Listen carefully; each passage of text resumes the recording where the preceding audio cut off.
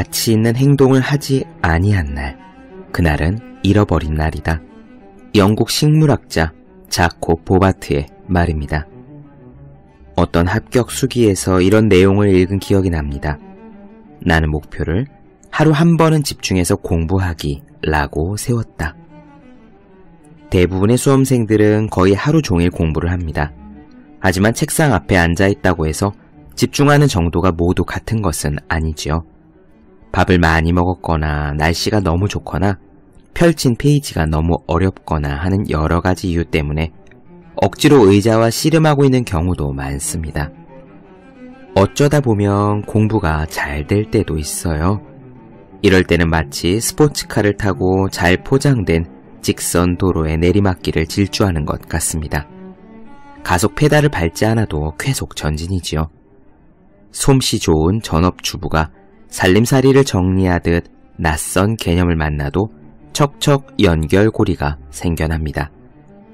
물론 하루 한 번씩 이런 상태에 도달하는 것은 절대로 쉬운 일이 아닙니다. 높은 집중력은 저절로 오지 않습니다. 가속 페달을 붕붕 열심히 밟아대야 한 번쯤 겨우 쾌속 전진이 찾아올까 말까입니다. 가치 있는 행동을 하지 않으면 그날은 잃어버린 날입니다. 공부하는 학생에게 가장 가치 있는 행동은 공부로 쾌속 전진입니다. 만약 여러분이 하루 한 번 집중해서 공부하지 못하면 그날은 잃어버린 날입니다. 365 공비타민, 집중하지 못하면 그날은 잃어버린 날이다 의 한 대목으로 시작합니다.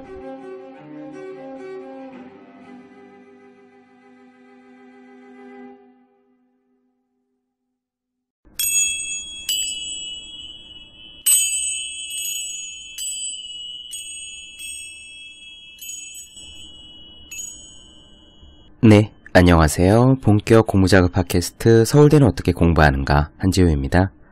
우리는 지금 무라카미 하루키의 그러나 즐겁게 살고 싶다에 나오는 에세이들을 나눠드리고 있습니다. 오늘은요, 삶의 태도에 대한 하루키의 생각을 엿볼 수 있는 글입니다. 먼저 점치는 일에 대한 글을 나눠드릴 거예요. 여러분들께서도 점을 치는 일에 관심이 있으십니까? 여기서 말씀드리는 점이란 사주, 궁합, 관상, 타로, 손금 이런 것들을 다 포함해서 말씀드리는 거예요. 점 치는 것을 좋아하느냐 아니냐, 종종 점을 치느냐 아니냐와는 별개로 사람은 누구나 미래에 대한 관심이 가득한 존재지요. 자신의 미래가 어찌 될 것인지 궁금하지 않은 사람은 정말 드물 겁니다. 당장 이번 시험이 어떻게 될지, 내가 어떤 사람을 만나고 연애하고 결혼할지, 어떤 회사에서 어떤 일을 하게 될지, 성공할지 아닐지, 건강은 어떨지, 돈을 얼마나 벌지 등등. 미래에 대한 궁금증은 한도 끝도 없습니다. 우선 하루키의 이야기 들려드리고 나서 말씀 이어가도록 할게요. 점을 치는 일에 대한 하루키의 생각입니다. 그리고 그 글 안에 인생을 대하는 태도가 녹아 있어요. 바로 시작하겠습니다.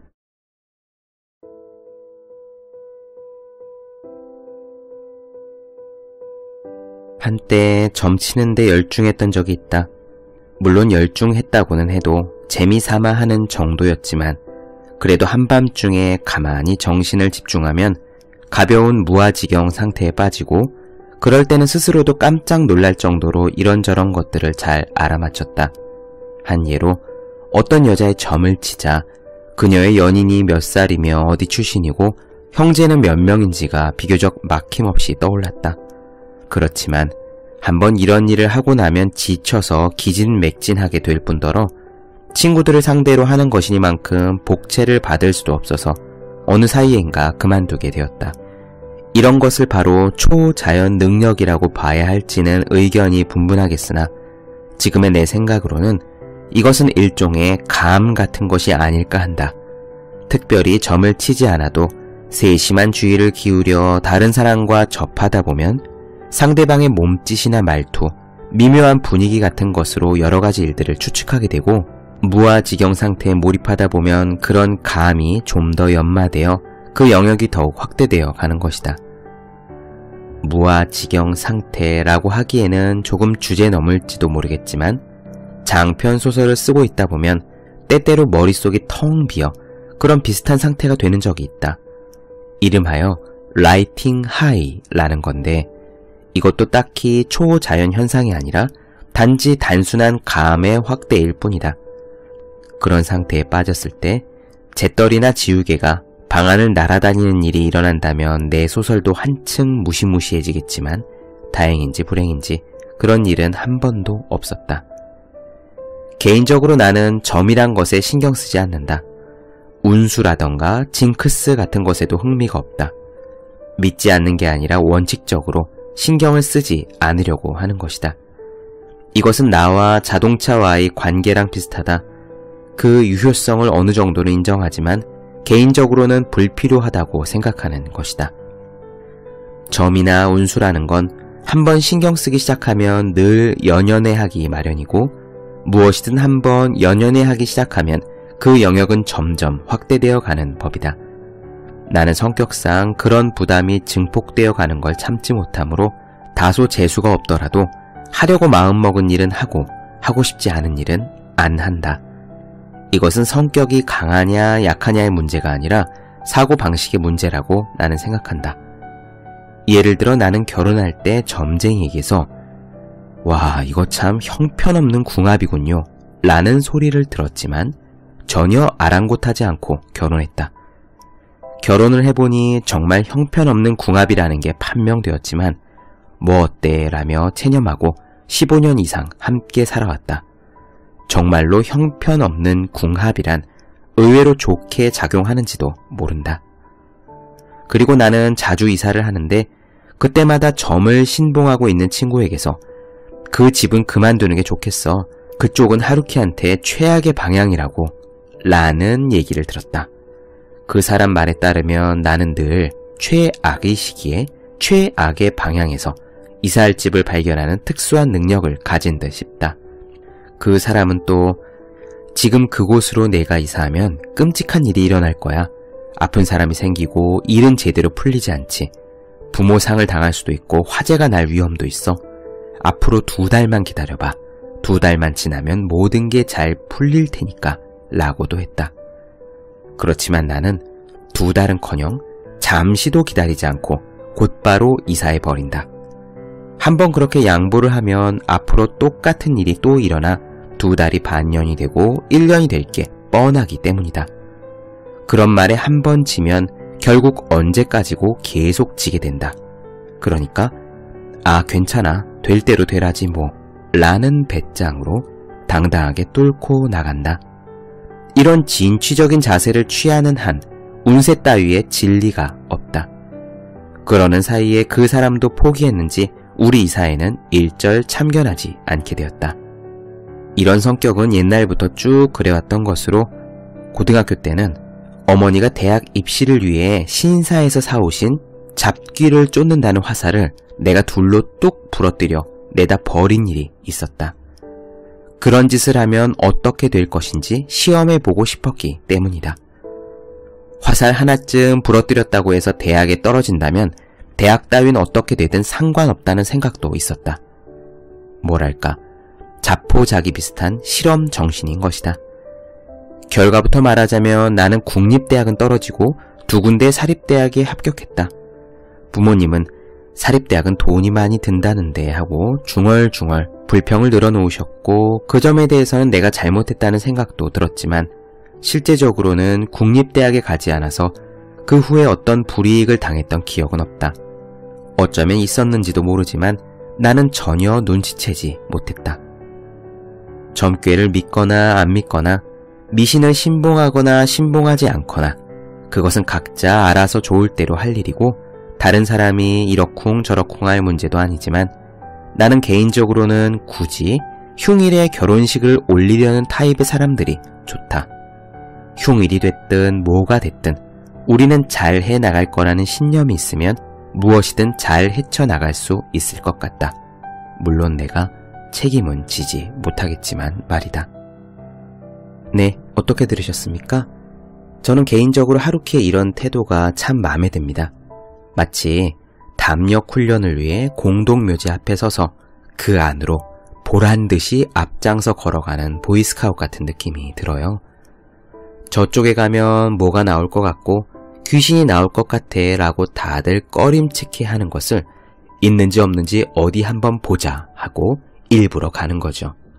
여러분들께서는 점에 대해 어떻게 생각하십니까? 미신이라고 하시는 분도 믿는 분도 사기라고 하시는 분도 있을 겁니다. 그 부분은 사람마다 각자 판단이 다르겠습니다만 저는 개인적으로 이렇게 생각해요. 완전히 사기를 치려고 작정한 경우는 논외로 하고 사주, 관상, 손금, 별자리, 타로 등등을 통칭하여 점은 오랜 세월 경험치계 축적으로 확립된 거라서 나름 맞는 부분이 있다고 생각합니다. 이런 점들이 미래를 예측할 수 있는 거냐 하는 물음에도 개인적으로 저는 어느 정도 그럴 수 있다라고 생각해요. 이런 느낌이죠. 허허벌판인 들판을 상상해보세요. 그 들판에 지금 동쪽으로 시속 60km로 달리는 자동차가 있는 겁니다. 점을 본다는 것은 그 자동차의 현재 상태를 보고 앞으로 어떻게 될지를 예측하는 거라고 대강 그런 느낌으로 저는 받아들입니다. 자동차의 궤적을 보면서 너는 동쪽으로 계속 달릴 것이고 2시간 후에는 어디에 닿을 것이야 라고 말하는 식이죠. 저는 점치는 일을 즐겨 하진 않습니다만 몇 번 본 일은 있어요. 한 번은 이런 일도 있었습니다. 지갑에 10,000원짜리를 가득 넣고 사주를 보러 갔어요. 제가 제 돈을 내고 점을 본 유일한 경우였습니다. 사주 보는 집들이 많이 있는데 아무 집에나 들어갔거든요. 복채를 내고 점을 보고 그 옆집을 또 들어갔습니다. 그리고 또 그 옆집. 그때 서너 군데에서 이런저런 말을 들었었어요. 저는 내심 나에 대해서 어떤 사전 정보도 주지 않겠다라는 생각으로 생년월일 외에는 아무 말도 않고 목석처럼 앉아 있었는데 저절로 뭔가를 풀어서 설명을 해주시더군요. 그런데 재미가 있었습니다. 몇 가지 굵직한 것들을 잘 맞춰요. 직업은 남을 가르치는 일, 회사라면 교육회사에 다녀야 된다. 글 쓰고 말하는 일이 잘 맞는다. 공부는 꽤 잘했는데 20대에는 뭔가 잘 안 풀린 것 같다. 일복이 굉장히 많은 사람이다. 굉장히 많으니 앞으로 조금도 걱정할 필요가 없다. 등등 그런 이야기였습니다. 사주라는 것이 어차피 생년월일 시를 넣으면 똑같이 나오는 것이긴 하지만 다녀간 모든 곳에서 똑같이 이야기를 했는데 잘 맞더라고요. 또 제가 아는 지인 중에 한 분이 별자리 공부를 열심히 하신 분이 있는데 제 거를 열심히 풀어주셨거든요. 그런데 그것도 신기했습니다. 잘 맞았어요. 별자리 자체에서 글과 말을 좋아한다든지 책을 좋아하는 성격이라든지 운동을 좋아하고 무술을 좋아한다든지 등등이 나왔습니다. 흥미로웠죠? 돌돌아보면 맞는 말은 제법 많았고요. 딱히 그건 전혀 아닌데 하는 것은 또 잘 없었습니다. 그렇다면 점을 칠 때 하는 말을 다 믿을 것이냐? 거기서 주는 조언을 그대로 선택하고 따르면 될 것이냐? 우리의 운명을 바꿀 수는 없을 것이냐? 라는 질문이 이어질 수 있겠죠? 저는 이렇게 생각합니다. 아까 자동차가 동쪽으로 60km로 달리는 것의 예를 말씀드렸잖아요. 운전사는 언제든 방향과 속도를 바꿀 수 있습니다. 다시 서쪽으로 갈 수도 있고 멈출 수도 있죠. 그 운전사가 바로 우리의 마음입니다. 일체유심조라는 말이 있지 않습니까? 모든 것은 마음이 만들어낸다. 저는 그렇게 생각합니다. 다만 그게 쉬운 일이라는 이야기는 아니에요. 사람에게는 습이 있으니까요. 습관 말입니다. 술을 많이 마시고 밥을 잘 먹지 않고 운동도 안 하는 사람이 자기가 몰고 가는 자동차의 방향을 바꾸는 것은 쉬운 일이 아닙니다. 하지만 마음을 먹으면 앤서니 라빈스의 말대로 결단을 하면 바꿀 수는 있지요. 그러면 사주에서 아무리 지금 너는 동쪽으로 60km로 계속 달려나갈 거야 라고 말한다고 해도 바꿀 수는 있는 것이다 라고 저는 생각합니다. 그렇게 주어진 숙명을 벗어난 사람들의 예가 있어요. 요범 사운을 쓴 원요범, 일본의 전설적인 관상가 미즈노 남보쿠가 그런 사람들의 예입니다. 제가 여기서도 조금 언급드린 적이 있는 것 같네요. 하루키도 그런 사람이었던 것 같습니다. 형편없다는 말을 들으면 일부러 더 그쪽으로 가보는 마음, 그런 일관된 마음이랄까 고집이랄까 그런 것이 하루키를 지금 그 자리로 이끈 것이겠죠. 네, 이어서 짧은 거 한 편 더 보고 오늘 마무리하도록 하겠습니다. 글을 어떻게 쓰는가에 대한 이야기인데 역시 하루키는 글을 쓰는 것은 삶을 사는 것과 이어진 문제다 라고 이야기합니다. 저도 완전히 동의해요. 결국 공부든 일이든 글이든 뭐든지 우리가 행하는 모든 것들은 삶을 어떻게 살아갈 것이냐 하는 삶의 자세와 연관된 문제입니다. 성공과 실패는 그것의 그림자처럼 따라오는 것이라고 저는 생각합니다. 바로 이어가도록 할게요. 이따금 앞으로 글을 쓰면서 살고 싶다는 젊은이들에게서 문장 공부를 어떻게 하면 좋을까요? 하는 질문을 받는다. 나 같은 사람한테 그런 걸 물어봐야 아무 소용없지 않나 하는 생각이 들지만 하여튼 그런 일이 있다. 문장이라는 것은 자, 써야지 라고 생각한다고 해서 제대로 써지는 게 아니다. 먼저 무엇을 쓸 것인가 하는 내용이 필요하고 어떤 식으로 쓸 것인가 하는 스타일이 있어야 한다. 그렇지만 젊은 시절부터 자신에게 걸맞는 내용과 스타일을 발견할 수 있느냐 하면 그것은 천재가 아닌 한 어려운 일이다. 그렇기 때문에 어딘가에서 기성 작품의 내용이나 스타일을 빌어와 적당히 넘기게 된다. 기성 작품이라는 것은 다른 사람들에게도 이해되기가 쉽기 때문에 재주 많은 사람이라면 와, 잘 쓰는데 하는 소리도 곧잘 듣게 된다. 그렇게 되면 본인 자신도 그렇다고 느끼게 된다. 좀 더 칭찬을 들을 수 있게 하려고 노력도 하고 이런 식의 방법으로써 망가진 사람을 나는 몇 사람이나 보았다. 문장이란 양적으로 많이 쓰면 확실히 좋아진다. 그러나 자신 안에 고든 방향 감각이 없는 한 그 능숙함은 그저 재주로 끝나고 만다. 그러면 그 방향 감각은 어떻게 하면 갖춰지는 것인가? 결론은 이렇다. 문장 운운하는 건 제쳐두고 어떻게든 살아가는 수밖에 없다. 어떤 식으로 쓸 것인가 하는 문제는 어떤 식으로 살아갈 것인가 하는 문제와 같은 의미다. 어떤 식으로 여자를 꼬실 것인가? 어떤 식으로 남들과 싸울 것인가? 초밥집에 가서 무엇을 먹을 것인가? 뭐 그런 거다. 대충 그런 짓을 해보고 뭐야, 이런 거라면 딱히 문장 같은 걸 일부러 쓸 필요도 없잖아 하는 생각이 들면 더없이 행복할 테고, 그래도 아직 문장을 쓰고 싶은 생각이 드는 걸 하는 생각이 들면 그제서야 자기만의 독특한 문장을 쓸 수 있는 것이다.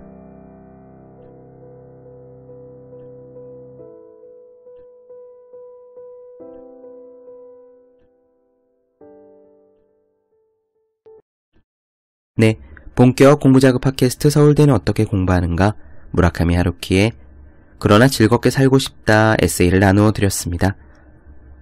더 많은 이야기가 궁금하신 분들, 질문사항 있으신 분들은 제 네이버 블로그 어생의 즐거운 편지, 다음 카카오 브런치 한재우의 브런치, 인스타그램에서 해시태그 서울대는 어떻게 공부하는가 검색해 주시면 좋겠습니다.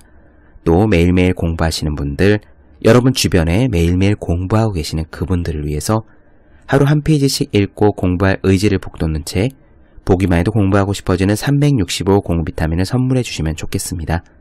오늘은 여기까지 할게요. 저는 다음 시간에 뵙겠습니다. 여러분 모두 열심히 공부하십시오. 저도 열심히 하겠습니다.